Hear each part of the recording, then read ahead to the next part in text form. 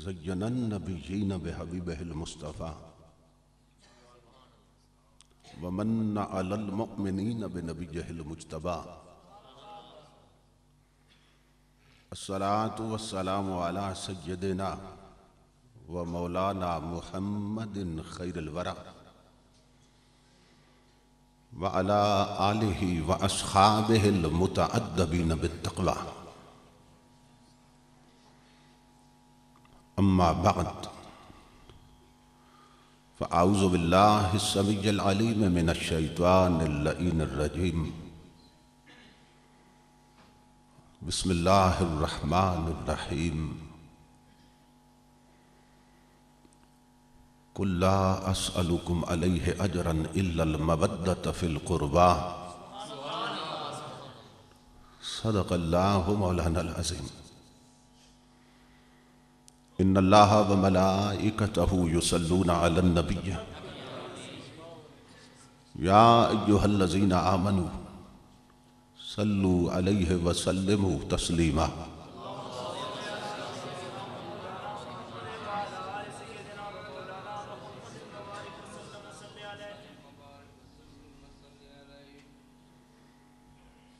लायके सद एहतराम शेख तरीक़त सदर मजलिस हज़रत क़िबला पीर सैयद खालिद महमूद गिलानी साहिब दामत बरकातुहुल आलिया, मोहतरमुल मुक़ाम इज़्ज़त मआब जनाब मास्टर अब्दुल रशीद साहिब, खतीब अहले सुन्नत बिरादर मोहतरम हज़रत अल्लामा हाफिज़ मोहम्मद वक़ास साहिब, मोहतरमुल मुक़ाम हज़रत क़िबला पीर सैयद महताब शाह साहिब, बिरादर मोहतरम हज़रत क़िबला हाफिज़ खुरम शहज़ाद साहिब और दीगर मुअज़्ज़ज़ मशाइख़ उलमाए किराम और मुअज़्ज़ज़ हाज़रीन व सामिईन, अल्लाह रब्बुल इज़्ज़त का लाख लाख शुक्र है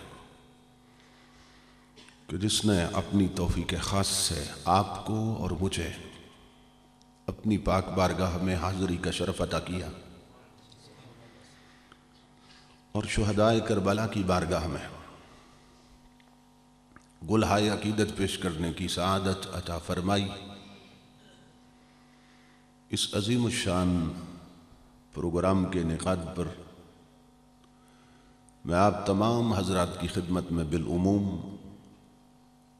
और बिरादर अज़ीज़ जनाब सिबत रहमान साहिब और उनके जुमला रुफ़क़ा और मुआविदीन की खिदमत में बिलख़ुसूस दिल की अथा गहराइयों से हदिया तबरीक व तासीन पेश करता हूँ कि जिन्होंने बड़ी मोहब्बत के साथ इस प्रोग्राम का एहतिमाम किया।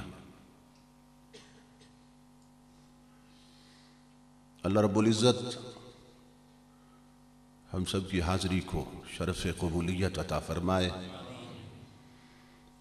और आज का ये बाहम मिल बैठना बा मकसद बनाए।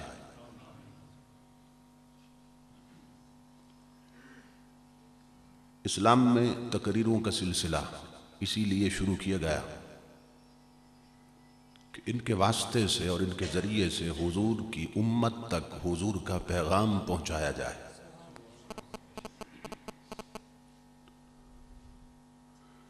ताकि जिनका अक़ीदा ख़राब है अक़ीदे की इस्लाह हो जाए और जिनका अमल ख़राब है अमल की इस्लाह हो जाए।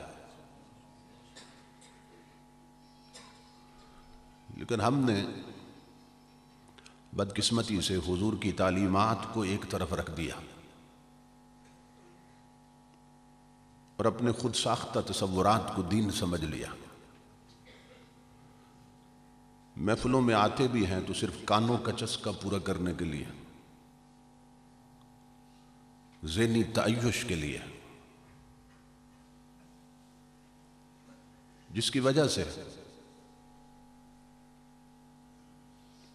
हमारी सोच नहीं बदल रही, हमारा किरदार नहीं बदल रहा, महफिलों की कमी नहीं है, कॉन्फ्रेंसेस की कमी नहीं है, जलसों की कमी नहीं है। हर जगह प्रोग्राम हो रहे हैं। कहीं शहादत कॉन्फ्रेंसेस हो रही हैं, कहीं मीलाद कॉन्फ्रेंस हो रही है, कहीं मेराज कॉन्फ्रेंस हो रही है, कहीं 11वीं शरीफ हो रही है, कहीं उर्स हो रहा है,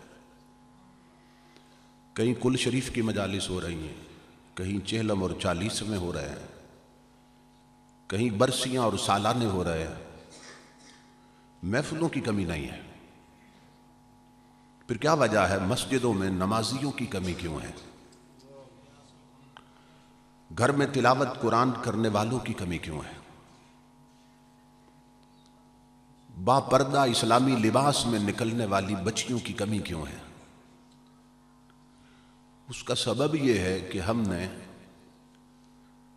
इन महफिल में अपने ज़ौक़ को तो पूरा किया, अपनी ज़रूरत को पूरा नहीं किया।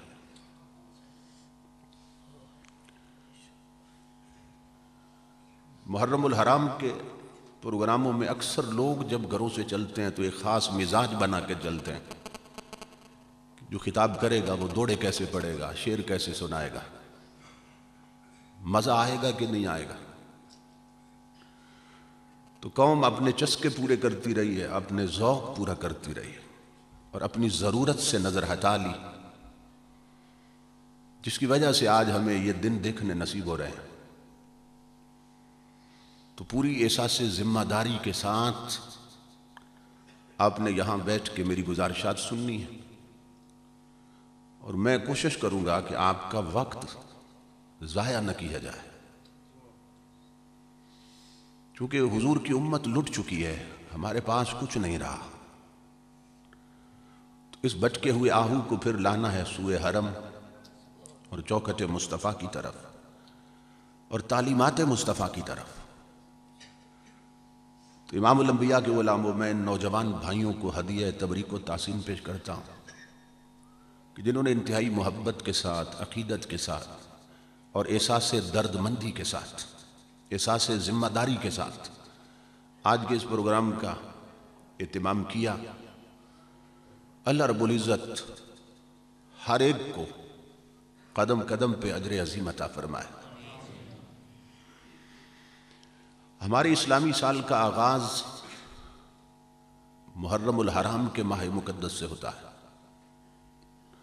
और आप जानते हैं कि ये हुर्मत वाले 4 महीनों में से एक है। इसका एक खास मकाम है इस्लाम की नज़र में। नबी अकरम सल्लल्लाहु ताला अलैहि वसल्लम ने एक हदीस पाक में इरशाद फरमाया कि मन अकरमल मुहर्रम अकरमहुल्लाहु फिल जन्नह, कि ऐसा अज़मतों वाला महीना है, बाबरकत महीना है कि जो बंदा इसका एहतराम करता है, मुहर्रम का एहतराम करता है, तो अल्लाह पाक एहतराम करने के सिले में उसे जन्नती बना देता है। अब इसका एहतराम कैसे किया जाता है ये भी समझ लें। इसके एहतराम से मुराद ये है कि इस माह मुक़द्दस में और इन मुबारक घड़ियों में कोई ऐसा काम न किया जाए कि जिसके करने से अल्लाह और उसके रसूल ने मना किया है। इस महीने का एहतराम यह है कि इसमें कोई ऐसा काम न किया जाए जिसके करने से अल्लाह और उसके रसूल ने मना किया है, लेकिन हम करते हैं। ये बात अच्छी तरह ज़हन में रखिए कि जिस तरह मातम करना हराम है, इसी तरह उसे तकना भी हराम है। जिस तरह पीटना हराम है शरीयत में, इसी तरह फिर उसे देखना भी गुनाह है और हराम। लेकिन हम करते हैं, बदमज़हबों की महफिलों में जाते हैं, उनके प्रोग्राम और उनके जुलूस हम कामयाब करते हैं, तमाशाई बन जाते हैं। बाज लोगों को तमाशे देखने की आदत होती है, कहते हैं जी हम सुन्नी हैं लेकिन हम तो तमाशा तकते हैं।